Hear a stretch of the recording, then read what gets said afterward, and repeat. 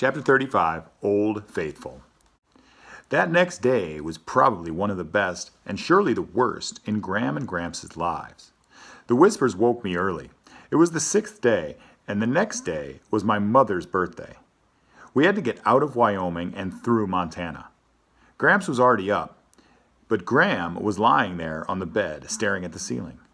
"Did you ever go to sleep?" I asked. "No," she said. "I didn't really feel like sleeping." "I can sleep later. Let's get a move on." She climbed out of bed. "Let's go see that Old Faithful. I've waited my whole entire life to see Old Faithful." We had breakfast in the main lodge and then drove on into Yellowstone Park, following signs to Old Faithful. "You know," Gramps teased, "there are about 10,000 other geysers here. Why don't we go see any old one?" "I'm going to see Old Faithful," Gram said. "You've sure got your heart set on that, don't you, you stubborn gooseberry?" "I sure do," Gram said. We parked the car and walked up a low hill. I was afraid Gram was going to be disappointed because it didn't look like much at first. There was a rope fence around a mound on the side of a hill. People were gathered around the fence, but it was early, and we were able to get right up to the rope. The ground was scrabbly dirt, and the center of the rope enclosure, about 20 feet away, was a hole.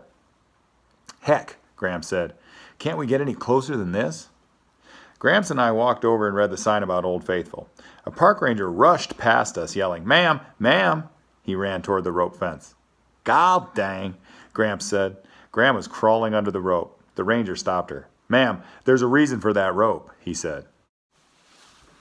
Gram brushed off her dress. "I just wanted a better look." "Don't worry," the ranger said. "You'll get a good look. Please stay behind the rope." The sign said Old Faithful was due to erupt in 15 minutes. More and more people gathered around the rope. There were people of all ages. Little babies crying, grannies sitting on folding stools, teenagers plugged into radio headsets, couples smooching. There were people speaking languages other than English. Next to us was a tour group of Italians. Across the way was a group of Germans. There were black skins and white skins. Gram was tapping her fingers together, getting more and more excited. "Is it time?" she kept saying. "Is it almost time?" The crowd became quiet a few minutes before Old Faithful was due to go off. Everyone stared at the hole.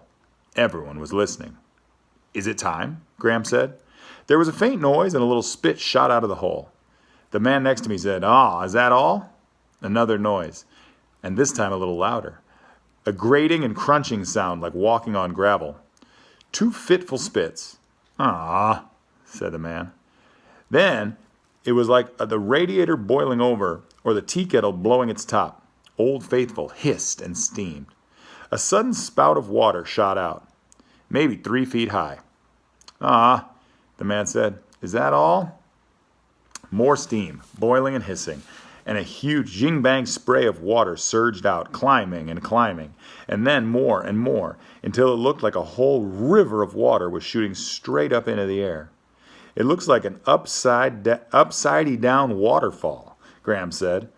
All the while, there was a walloping hissing, and I could have sworn the ground rumbled and trembled underneath us.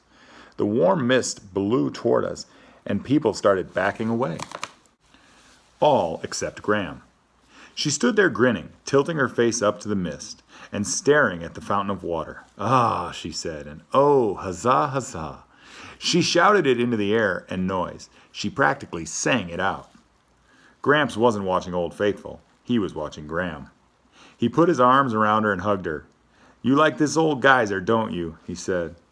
"Oh," Gram said. "Oh, yes, I do." The man next to me was staring open-mouthed at Old Faithful. "Lordy," he said. "Lordy, that's amazing." Gradually, Old Faithful slowed back down. We watched it undo itself and retreat back into its hole.